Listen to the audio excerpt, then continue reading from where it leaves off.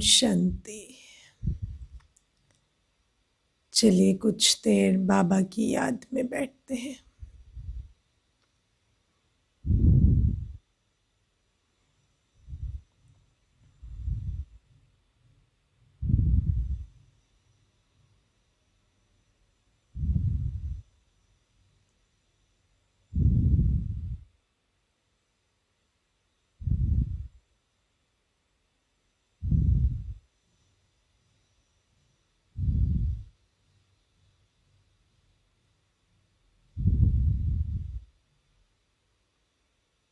शरीर को बिल्कुल स्थिर और शांत कर कर बैठे।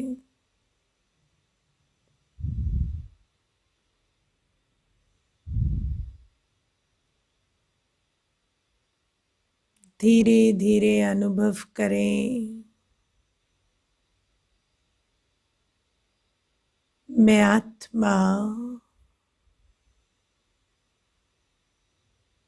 इस शरीर रूपी मोटर की बैटरी हूं।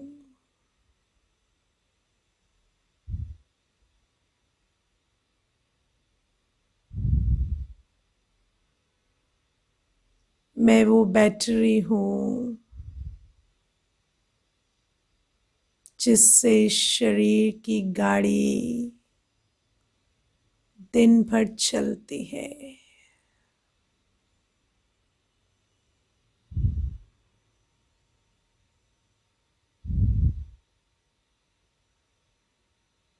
मैं आत्मा दिन भर इस शरीर के द्वारा कर्म करते थक चली हूं। बैटरी डिस्चार्ज हो गई है।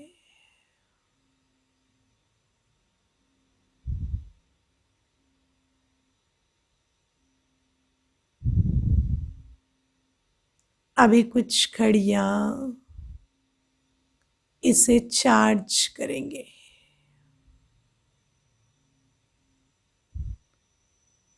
अपने मन बुद्धि को पावर हाउस से कनेक्ट कर दें।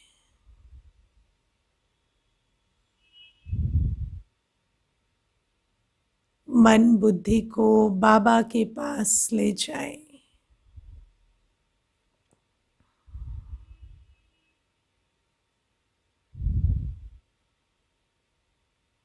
इस लोक से परे उस सुनहरे लाल प्रकाश के धाम में, जहां चारों ओर शांति ही शांति है, वहां मेरे मीठे शिव बाबा पवित्रता के सागर, शक्ति के पावर हाउस निवास करते हैं।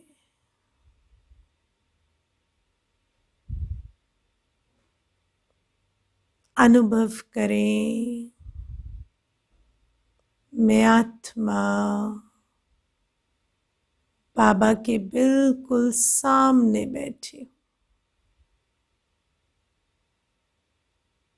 शिव बाबा पवित्रता के सागर के बिल्कुल सम्मुख,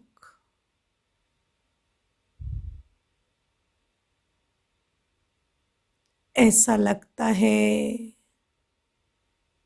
मानो मैं पवित्र आत्मा उस पवित्रता के सागर शिव बाबा की जैसे किरणों की बाहों में समाई हुई हूं। मैं और मेरा बाबा जैसे कि एक दूसरे के साथ बिल्कुल कंपेनियन की अवस्था में,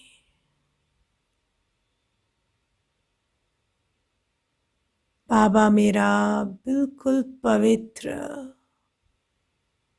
पवित्रता का सागर,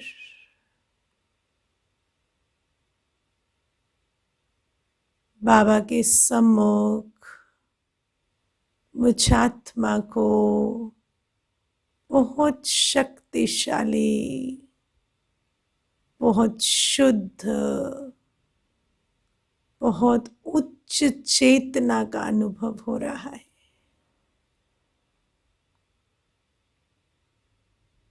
जैसे बैटरी में चार्ज भर रहा हो।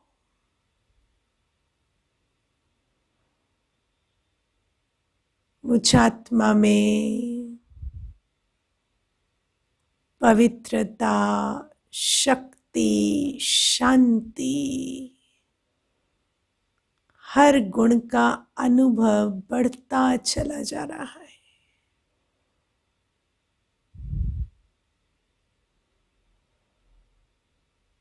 मैं सर्वशक्तिवान शिव बाबा की संतान हूँ।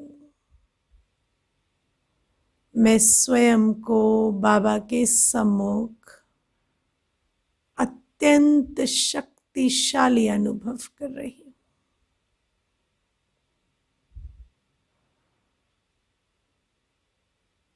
कुछ देर इस सुंदर अवस्था में स्थित हो जाएं।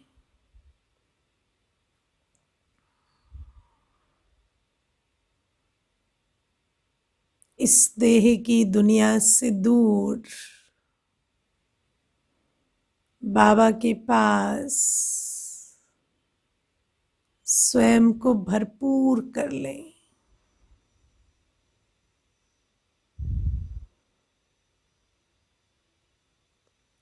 अब धीरे धीरे वापस आ जाएं और पुनः भ्रिकुटी पर अपना स्थान ग्रहण करें।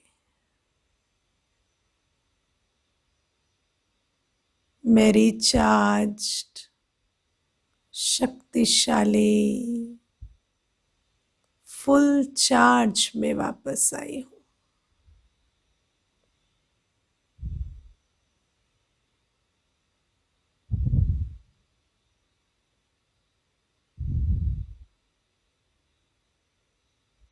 ओम शांति।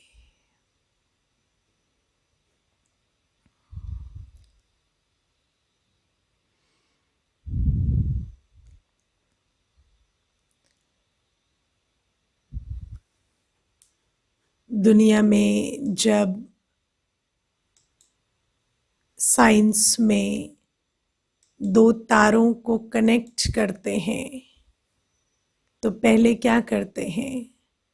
उनके ऊपर का रबर हटाते हैं, है ना। दो तारों को कनेक्ट करना है तो उनके ऊपर जो रबर की कोटिंग होती है उसको पहले हटा देते हैं, फिर वो दोनों तारें आपस में कनेक्ट हो सकती हैं और उसमें करंट का फ्लो हो सकता है। ऐसे ही जब मुझे बाबा से चार्ज होना है तो मुझे भी रबर को हटाना पड़ेगा। रबर क्या है? मैं शरीर हूँ, मैं चमड़े की बनी हुई ये शरीर हूँ। इस भान से, इस अवेयरनेस से स्वयं को ऊपर उठाना और अपने को आत्मा समझना। जब मैं स्वयं को देह से न्यारी आत्मिक अवस्था में स्थित करती हूँ तो फिर मैं बाबा से कनेक्ट होकर चार्ज कर सकती हूँ स्वयं को। आप में से कितने हैं जो अपने मोबाइल के चार्ज का बहुत ध्यान रखते हैं कि कभी भी थोड़ा भी टाइम मिलता है तो उसको चार्ज पे डाल देते हैं ना, है ना। और कई बार ऐसे भी होता है कि कुछ भाई बहन ऐसे होते हैं वो हमेशा भूल जाते हैं मोबाइल चार्ज करना और फिर बाद में कहेंगे कि अरे उस टाइम तो 2 घंटे कर सकते थे, कोई काम भी नहीं था, लेकिन फिर भी चार्ज करना भूल गए। ऐसे ही बाबा कहते हैं कि बहुत सारा ऐसा काम होता है जहाँ पर आपको अपनी मन बुद्धि उस काम में ही लगानी होती है ना। जैसे कि अगर आप सब्जी काट रहे हैं तो बिना देखे बिना उसमें मन बुद्धि लगाए अगर काटेंगे तो हाथ कट जाएगा, है ना। तो सब्जी काट रहे हैं तो ध्यान देना पड़ेगा। एक बार ना एक डेंटिस्ट थे, तो जो डेंटिस्ट भाई था तो उसने दादी को पूछा कि दादी, मैं जब सर्जरी कर रहा होता हूँ तब मैं बाबा को याद करूँ? तो दादी ने कहा बाबा को याद ज़रूर करो, लेकिन सर्जरी से पहले और सर्जरी के बाद। ऐसा नहीं कि आप कहो कि बाबा को याद कर रहा था इसलिए इस दांत की जगह उस दांत को निकाल दिया, है ना। तो उस समय पर बुद्धि जो है वो सर्जरी में ही लगाना, कि ऐसा नहीं कहना कि बाबा को याद कर रहा था तो पता ही नहीं चला कौन सा दांत है और इसकी जगह उसको निकाल दिया। तो इसीलिए बाबा कहते कुछ काम जो होते हैं उसमें तो मन बुद्धि बिल्कुल लगानी पड़ती है, लेकिन जैसे ही मन बुद्धि फ्री होती है काम से, है ना, कोई ऐसा एक काम खत्म हुआ फिर 5 मिनट है, तो उस समय पर सीधा ले जाएं बाबा के पास मन बुद्धि को, और वहाँ पर बिल्कुल इस दुनिया की सारी बातें छोड़कर ऐसे उस शक्तिशाली शांति स्वरूप, है ना, उस पवित्रता के सागर के सानिध्य में बैठ जाए, तो उस शक्तिशाली अवस्था में अपनी रिचार्जिंग होती जाएगी। जैसे आप देखो, अगर आप पानी के अंदर प्रवेश कर जाओ तो चारों तरफ पानी ही पानी, ठंडक ही ठंडक होती है ना। ऐसे ही यदि आप पवित्रता के सागर के सामने बैठे हो या शांति के सागर के सामने बैठे हो, तो चारों तरफ आपके क्या है, शांति के प्रकंपन है, पवित्रता के प्रकंपन है। उस लोक में कोई आवाज़ नहीं है, कोई शोर नहीं है, कोई संकल्प नहीं है, तो वहाँ केवल ये एक ही वाइब्रेशन है, शांति के, पवित्रता के। तो जब आप अपनी मन बुद्धि को ऐसे लोक में लेकर जाओगे तो वहाँ पर उस स्थिति में आपके मन बुद्धि से आत्मा की चार्जिंग होती जाएगी, और फिर जैसे ही आप वापस आओगे तो दूसरा काम करने में आपके अंदर शक्ति होगी, उमंग उत्साह होगा, स्थिरता होगी, शांति की अवस्था होगी। तो बाबा यही हमें कहते हैं कि बीच बीच में चले जाना है परम धाम, ठीक है। और आज हम बाकी 2 शक्तियाँ जो हमारी हैं, सामना करने की शक्ति, पावर टू फेस, और सहयोग देने की शक्ति, पावर टू कोऑपरेट, इनके बारे में समझेंगे। तो आप सामना करने की शक्ति का चित्र देखिए, उसमें एक डेड बॉडी दिखाई गई है ना, और उस डेड बॉडी को दिखाने का मतलब क्या है, जीवन में ऐसी बहुत सारी परिस्थितियां होती हैं जिनमें हम खास कुछ कर नहीं सकते, जैसे डेथ है, किसी प्रियजन का लॉस है, कोई रिश्ता है उसमें सामने वाला बिल्कुल ही बदल गया। तो उन समयों में आपको क्या करना होगा, आपको अपनी स्थिति को संभालना होता है।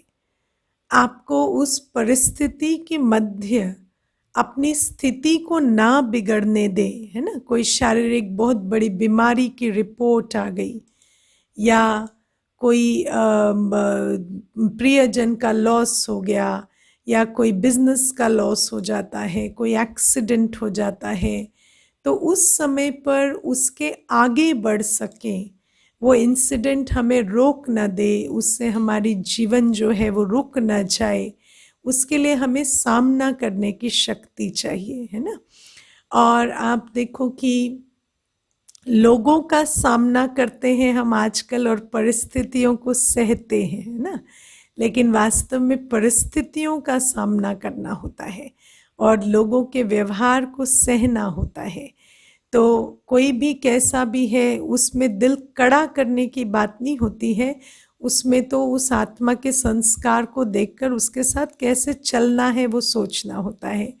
लेकिन जब परिस्थितियां ऐसी आती हैं जिनका आप कुछ भी नहीं कर सकते, तो वो परिस्थिति हमारे दिल को ऐसे नीरस ना कर दे, या वो परिस्थिति हमारे जीवन से सारे रंग ना उड़ा दे, उसके लिए हमें सामना करने की शक्ति चाहिए। और बाबा हमें राजयोग से वो शक्ति देते हैं। आप देखो, जब आप अभी कल से मैं थोड़ा थोड़ा मुरली भी शुरू करूंगी आपकी, तो मुरलियों में बाबा रोज ही आदि मध्य अंत का ज्ञान सुनाते हैं कि आगे आने वाला समय कैसा होने वाला है। कुछ न कुछ इशारे रोज हमें मिलते हैं। आप एक छोटी सी बात सोचो, अभी कलयुग का जो हाल हो रहा है, अभी परिस्थितियां कोई बेहतर तो नहीं होंगी ना, बदतर ही होती जा रही हैं दिन प्रतिदिन। और ये जो बदतर परिस्थितियां होती जा रही हैं, इसमें हमारे जितने भी सपोर्ट सिस्टम थे, जिनको हम समझते थे ये हमेशा बने रहेंगे, या ये जो सपोर्ट सिस्टम है ये कभी नहीं हिलेगा, कोई अपनी नौकरी को समझते थे, कोई किसी संबंध को समझते थे, कोई फिजिकल हेल्थ को समझते थे, वो सपोर्ट सिस्टम्स धीरे धीरे धीरे धीरे जैसे लगता है कि जैसे अभी टूटते जा रहे हैं। और कहीं ना कहीं वो महसूस होता है कि जिन चीज़ों के आधार से हम चल रहे थे, वो आधार इतने पुख्ता नहीं है, इतने स्ट्रोंग नहीं है। तो बाबा हमें बताते हैं कि किसी भी कैसी भी परिस्थिति का सामना करने के लिए हमें ये समझ आना चाहिए कि मैं आत्मा हूँ और मेरा एक शिव बाबा है। और कोई भी परिस्थिति आ जाए, कितना भी बाहर लॉस हो जाए, लेकिन उस लॉस के बाद भी मैं आत्मा हूँ, ये अभी भी सत्य है। मैं अजर अमर अविनाशी हूँ, ये अभी भी सत्य है ना। मेरा स्वमान शिव बाबा से है, वो भी सत्य है।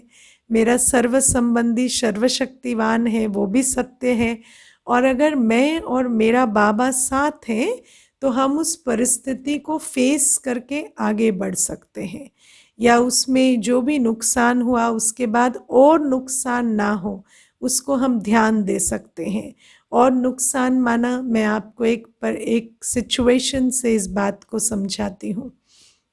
मेरे पास ना एक बार एक भाई आए, तो मुझे कहते हैं कि दीदी मेरे पास, मैंने एक मकान बुक किया था किसी जो क्या कहते हैं उसे, अपार्टमेंट्स में जो होता है ना, जो सोसाइटी कंस्ट्रक्शंस होते हैं, तो किसी सोसाइटी में वो सोसाइटी बन रही थी, तो उसमें उसने मकान बुक किया था।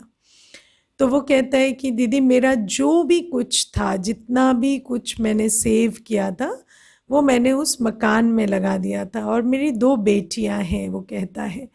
तो मैंने जब सब कुछ उस मकान में लगा दिया, अभी वो मकान और वो सोसाइटी, वो कंस्ट्रक्शन जो है, वो डिस्प्यूट में फंस गया है। और ऐसा लगता है कि हम लोग शायद केस हार जाएंगे। तो ऐसा लगता है कि वो मकान अभी मुझे नहीं मिलेगा, और वो जो पैसा था वो मेरा अब लॉस में चला जाएगा। तो वो कहता है कि मेरी 2 बेटियां हैं दीदी, मैंने उनके लिए जो भी कुछ सेव किया था उनके भविष्य के लिए, वो मैंने उस मकान में लगा दिया। और अब मुझे बार बार ऐसा लगता है कि मैंने एक गलत निर्णय ले लिया था, और उस कारण से मुझे रातों को नींद नहीं आती। मैं रात को बीच में चौंक कर उठ जाता हूँ, मुझे पसीने छूटने लगते हैं। तो मुझे समझ नहीं आ रहा मैं क्या करूँ। तो मैंने उसको कहा कि देखो, एक तो पहली बात है कि अभी जजमेंट आया नहीं है ना, तो अभी तो पेंडिंग है ना। तो पहले ही जो चीज़ गई नहीं है उसको छोड़ देना बुद्धि से, ये तो कोई समझदारी की बात नहीं है ना। कि जब भी सबसे बड़ी बात है जीवन में कि जब तक ड्रामा का फैसला ना आए तब तक हम फैसला ना करें, है ना। कभी कभी हम सोचते हैं ये बात तो हो गई, या ऐसा लगता है कि ये नहीं होगा। ठीक है, मान लो आप, हम समझदार भी बहुत हैं, हमारी कैलकुलेशन भी मानो ठीक है, लेकिन फिर भी जब तक ड्रामा ने फैसला नहीं किया है, जब तक वो बात का निर्णय नहीं आया है, तब तक हम उसका फैसला क्यों करें, है ना। तो जब तक वो फैसला नहीं आता तब तक हमें अपनी जो शुभ भावना है उस प्रोजेक्ट के लिए वो नहीं छोड़नी है, और अपनी कोशिश भी नहीं छोड़नी है ना। क्योंकि मैंने ये देखा है कि कई बार समय ऐसा होता है कि आप बहुत कोशिश करते हैं और 99% आपको ऐसा लगता है कि चीज़ नहीं होने वाली है, लेकिन अंत में एक लास्ट ब्लो में वो चीज़ हो जाती है ना। तो ये भी एक चीज़ हमें याद रखनी होती है कि ड्रामा के साथ चलना, कभी ड्रामा के फैसले के बिना अपना फैसला ना सुना देना, है ना। क्योंकि मोस्टली हम यही करते हैं, और फिर हम कभी कभी कहते हैं ना कि मुझे पता था ये होने वाला है, लेकिन कभी कभी आपके पता होने से ही वो हो रहा है, क्योंकि आपको जो लगता है आप उस चीज़ को एनर्जी देते जा रहे हैं, है ना।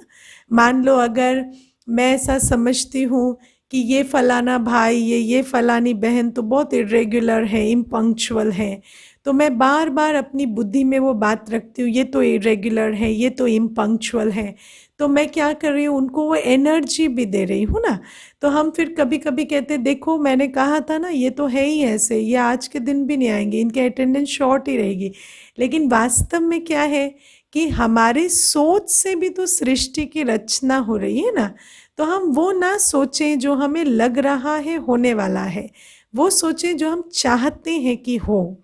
और जब अंत तक हम अपना बेस्ट उसमें एफर्ट भी दें और अपनी शुभ भावना भी रखें। तो मैंने उसको पहले तो ये बात समझाई, फिर मैंने उसको कहा कि मान लो दूसरी बात है कि मान लो वर्स्ट केस सिनेरियो कि अगर वो प्रोजेक्ट नहीं आपके हाथ आया और वो फेल हो भी गया, तो इसके बाद आपको हार्ट अटैक आ जाए, ये तो उससे भी बुरा हो जाएगा ना।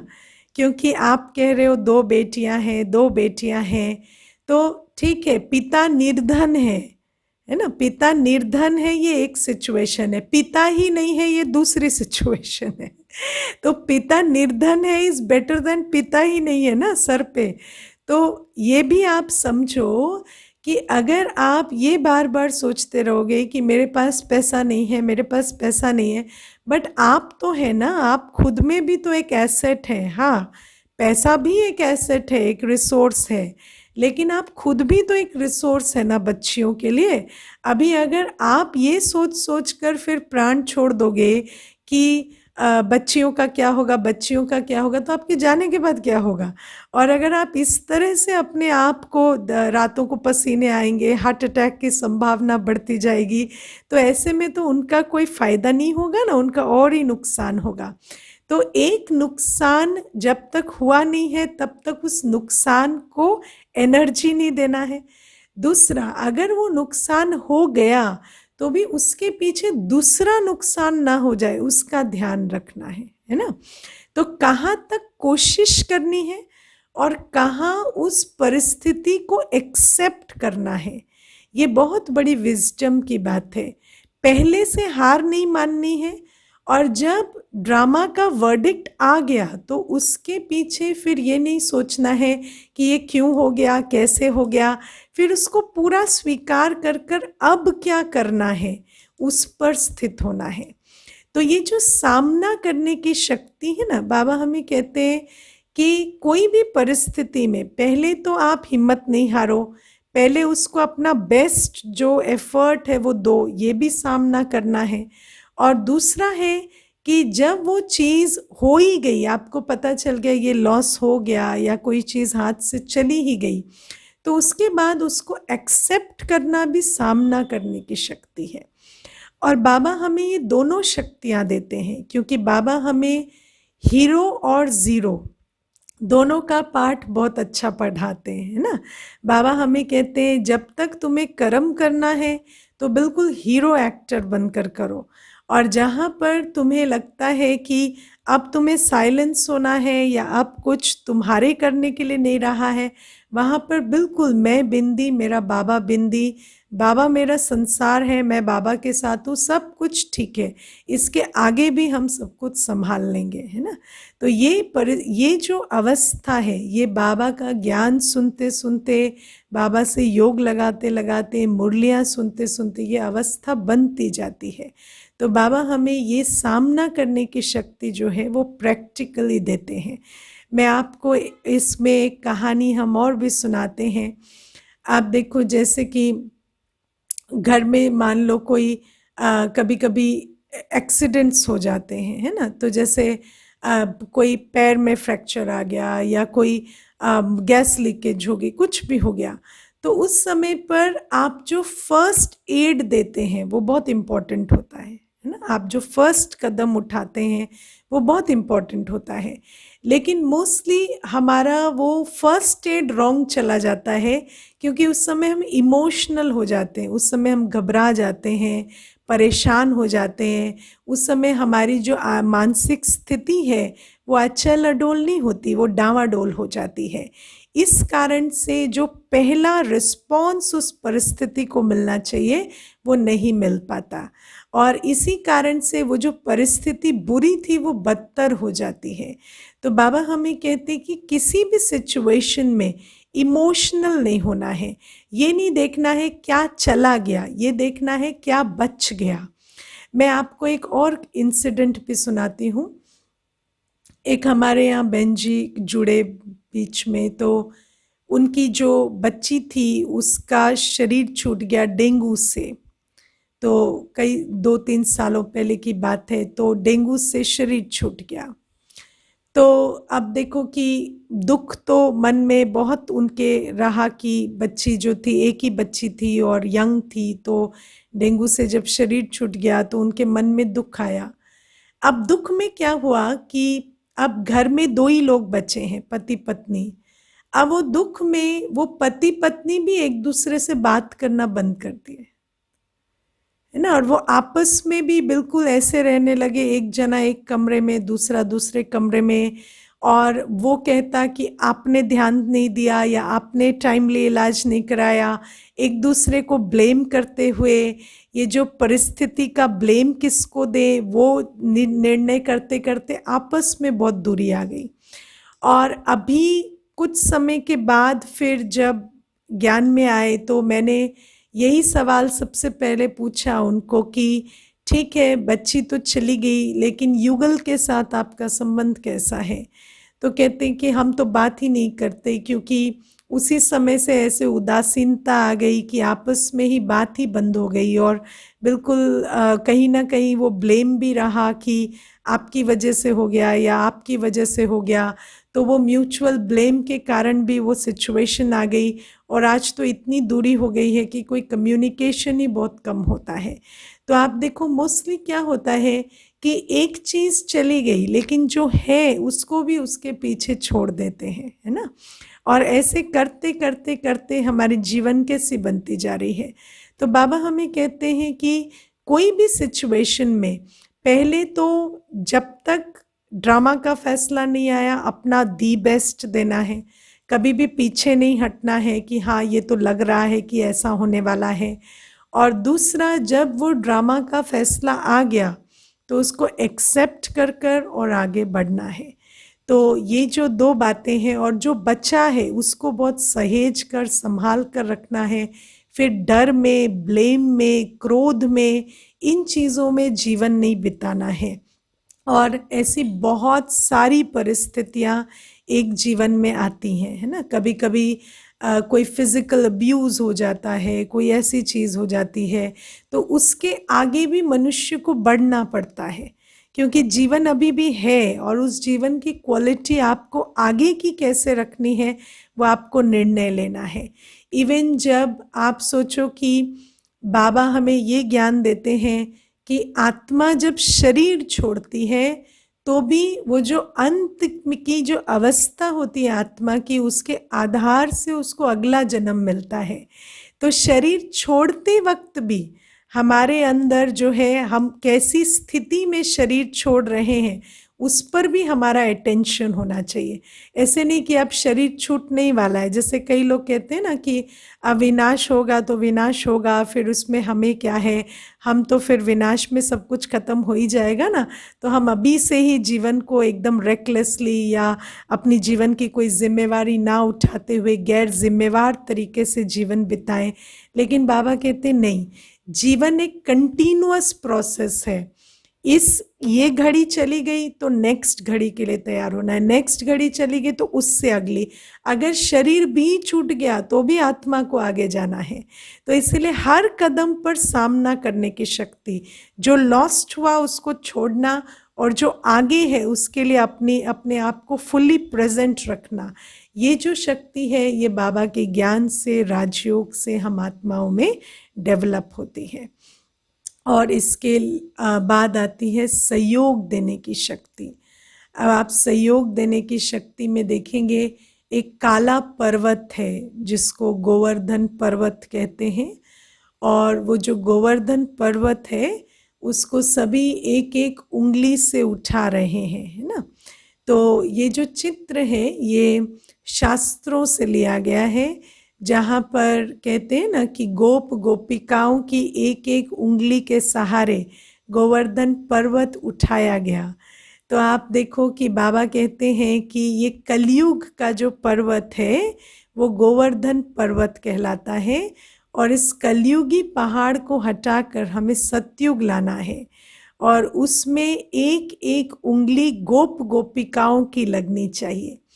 आपने कभी ये सोचा है कि दुनिया में तो हम सन्यासियों का बहुत महत्व समझते हैं, है ना, या जो गेरुए वस्त्र पहनते हैं या सफ़ेद वस्त्र पहनते हैं उनको हम कहते हैं कि ये पवित्र हैं या ये बहुत ऊंचे हैं।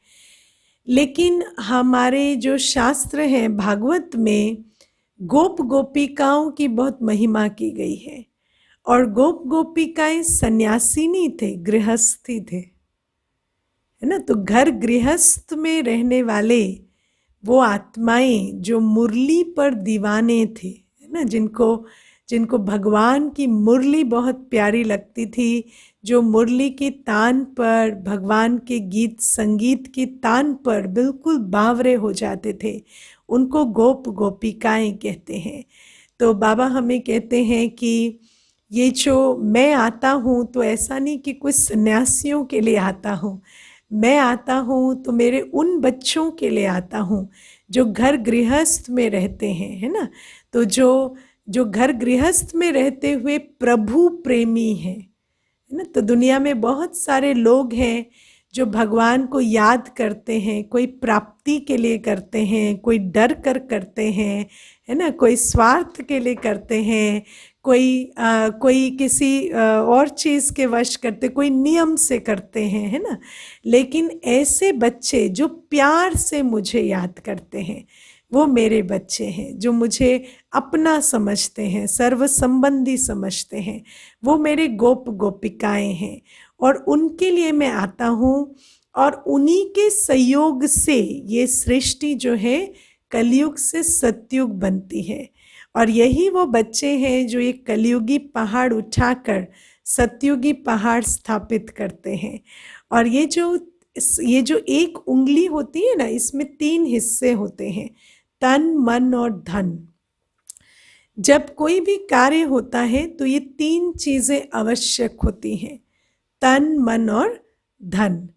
तो ये जो ईश्वरीय कार्य है इसमें भी जो गोप गोपिका बच्चे हैं वो तीनों रूप से सहयोगी बनते हैं।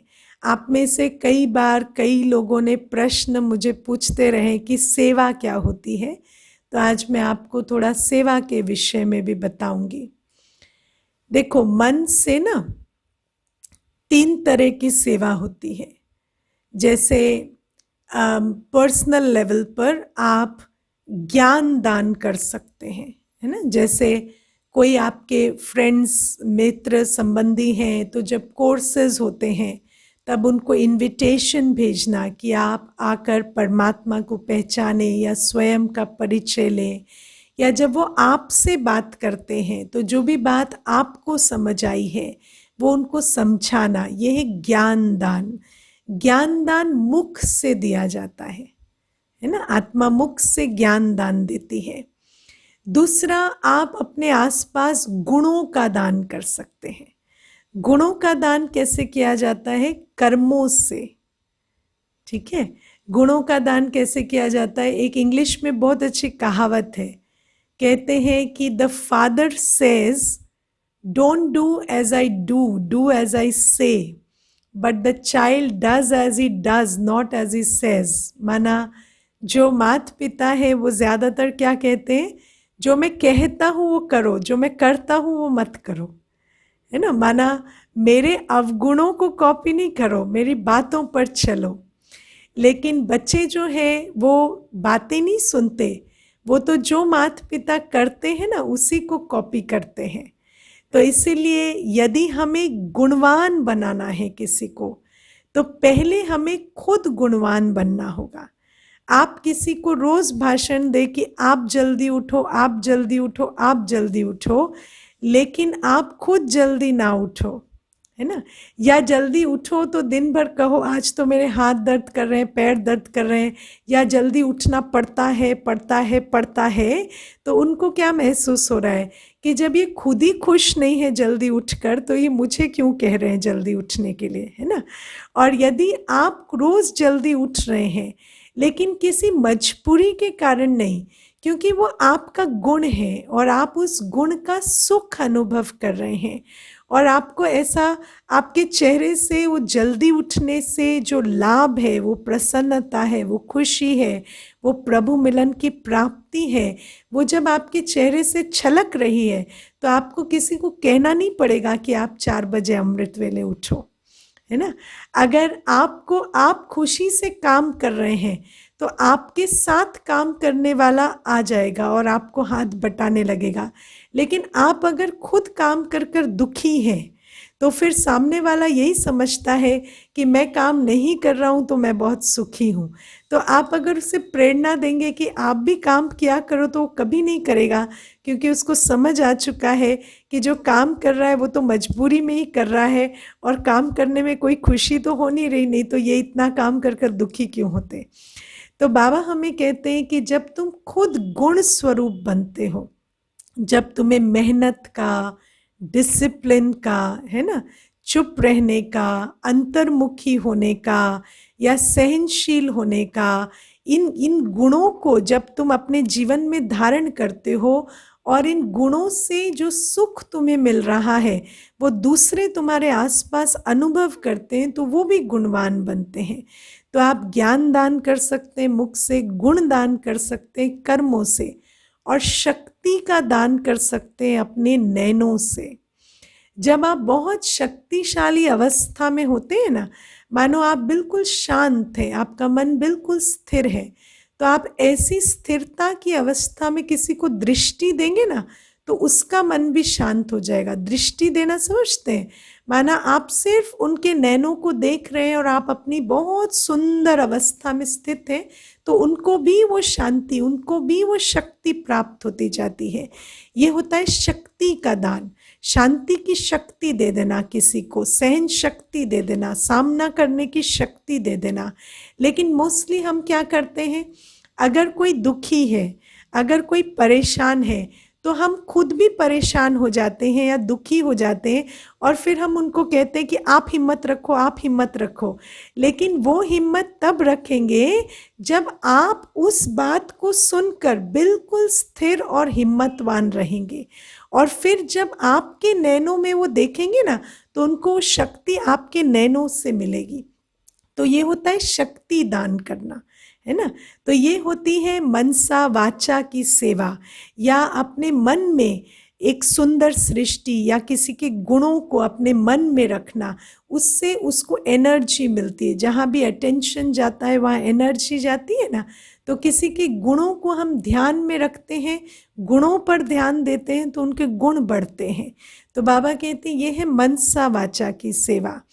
इसके बाद आप देखो कि तन की सेवा, जैसे किसी को भोजन बनाकर दे देना, या मोस्टली बाबा के घर में यदि आप तन सेवा देते हैं, यहाँ पर इतना बड़ा आप समझते हैं कि बाबा का जो एक एक सेंटर होता है वहाँ से कितनी सेवाएं होती हैं।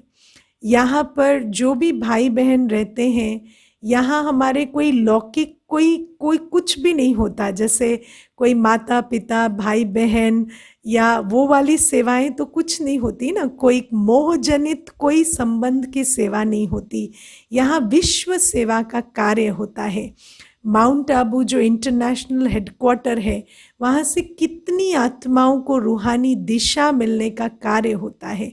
तो बाबा कहते हैं यदि हम सेंटर्स पर तन का सहयोग किसी प्रकार से दे पाते हैं, अभी तो देखो तन के सहयोग का समय जो है वो जैसे कि बीतता सा जा रहा है और कोई भी कहीं पर आ जा नहीं पा रहे। इस बार हमने भी दिवाली का जितना भी भोग बनाया, या अभी भी 20 तारीख को हम ब्रह्मा भोजन करेंगे, तो आप सबको निमंत्रण जाएंगे। तो उसमें भी जो भी कुछ भी हो रहा है वो हम ही जो सेंटर निवासी है वही बना रहे हैं, क्योंकि आजकल वो सहयोग नहीं हो पाता है तन का। लेकिन बाबा कहते हैं यदि आप धन से किसी प्रकार से सेंटर्स पर सहयोग कर सकते हैं तो वो आप ज़रूर करें, क्योंकि आप समझिए कि आपका जितना भी धन है वो जहाँ पर भी लगता है वो किसी न किसी विकार के वश ही लगता है। जहाँ आपका मोह है या जहाँ आपका लोभ है या जहाँ से आपको अहंकार की पूर्ति हो रही है या काम विकार आपका जुड़ा हुआ है, वहीं पर ज़्यादातर आपका धन लगता है। लेकिन यहाँ जब आप अपना धन सफल करते हैं तो उससे अनेकों की जो रूहानी उन्नति है उस कार्य में ये धन लगता है और उसकी दुआएं आपको मिलती हैं। बाबा के घर में भोग लगते हैं तो उन भोग के समय पर भी आप अपना धन सफल कर सकते हैं।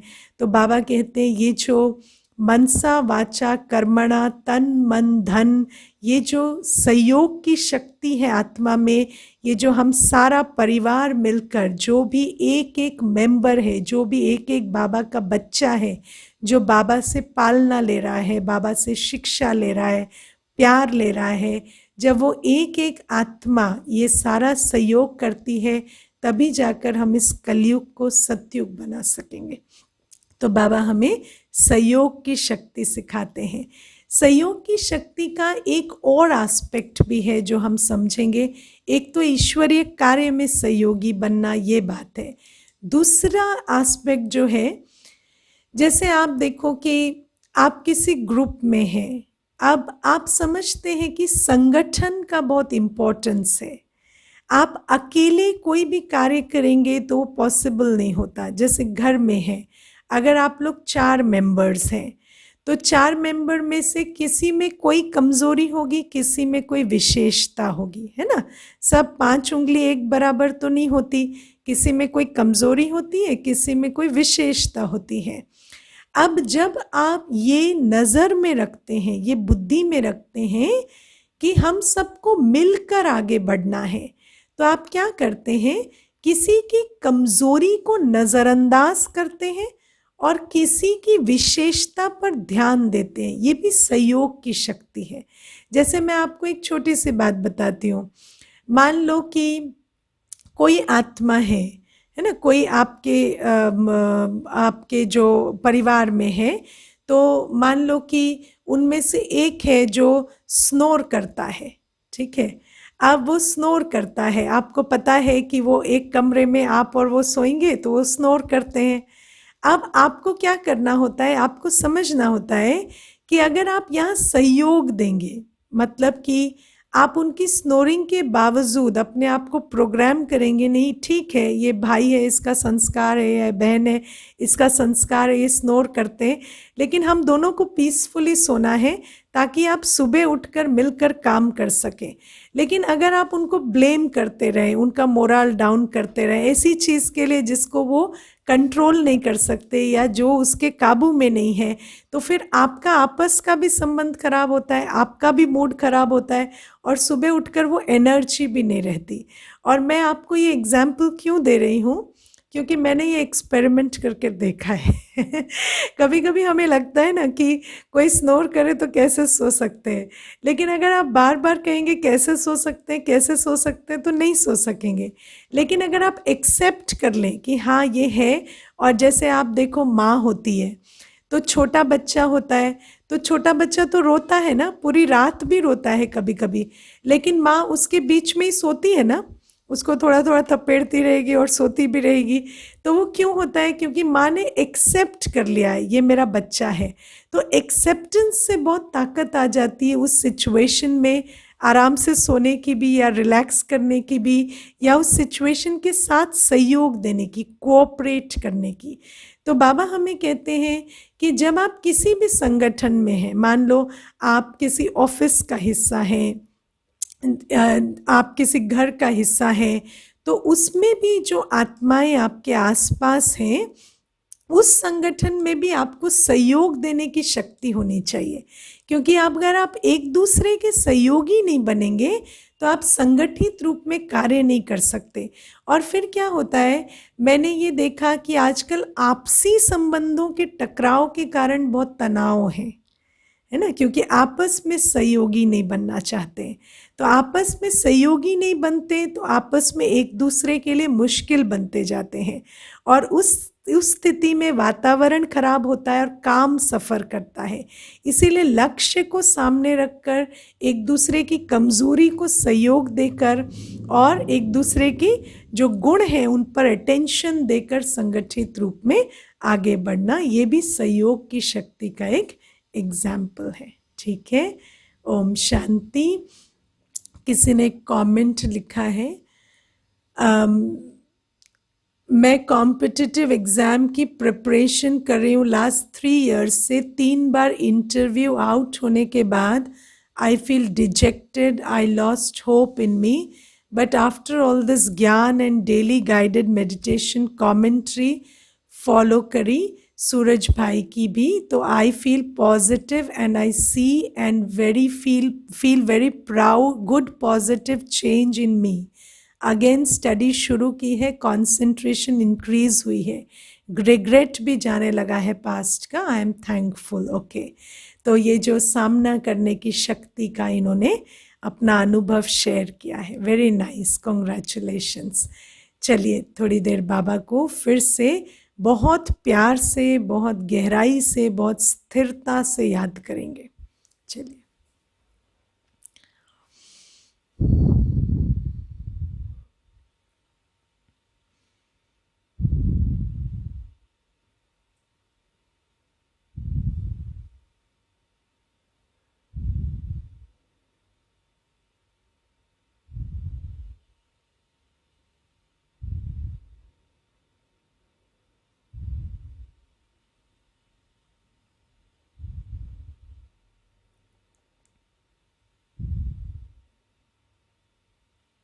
अपना ध्यान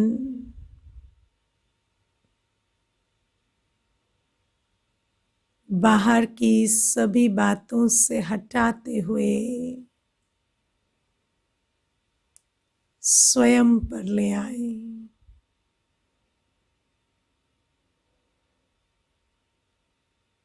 मैं आत्मा इस समय चक्र में यात्रा कर रही हूँ।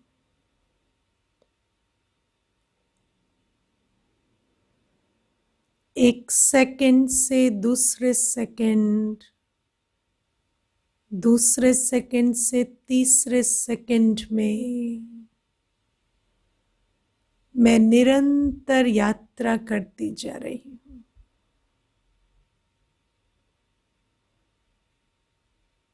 हर सेकंड ड्रामा की सीन बदलती जा रही है। ये संसार नित्य परिवर्तनशील है। हर सेकंड इसमें परिवर्तन आ रहा है।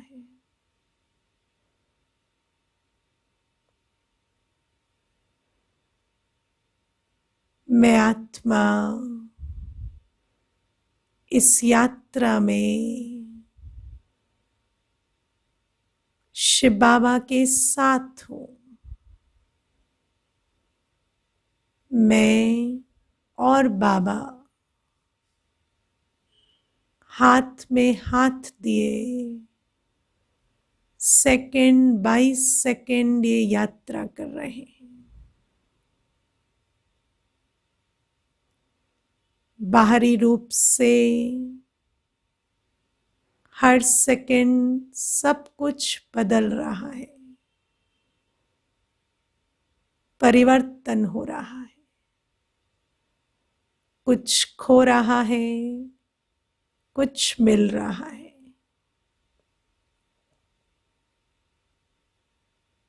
पर मैं और मेरा बाबा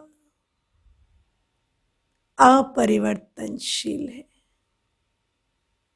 ये साथ, ये हाथ अटूट है। बाबा मेरे संग संग चलते हैं। मैं किसी बीती घड़ी का कभी अफसोस नहीं करती। जो बीत गया बिंदी, फुल स्टॉप। बाबा के साथ आगे कदम बढ़ाती जाती हूँ। मैं हर सेकंड संपूर्ण उमंग उत्साह में, संपूर्ण शक्तिशाली स्थिति में अपना हीरो पार्ट प्ले कर रही हूँ। अपना बेस्ट परफॉर्मेंस दे रही हूँ। और पिछले सेकंड को बिंदी लगाकर आगे बढ़ रही हूँ।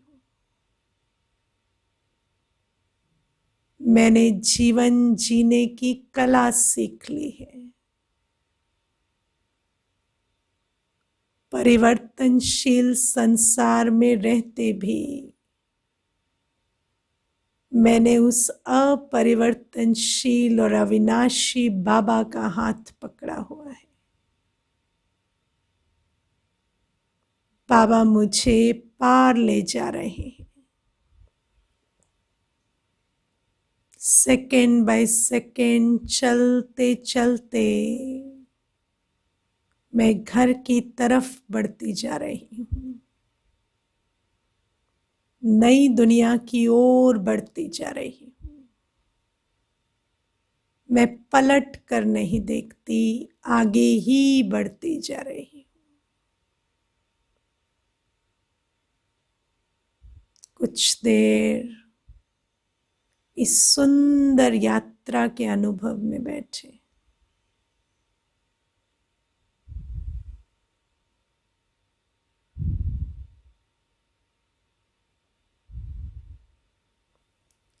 शांति।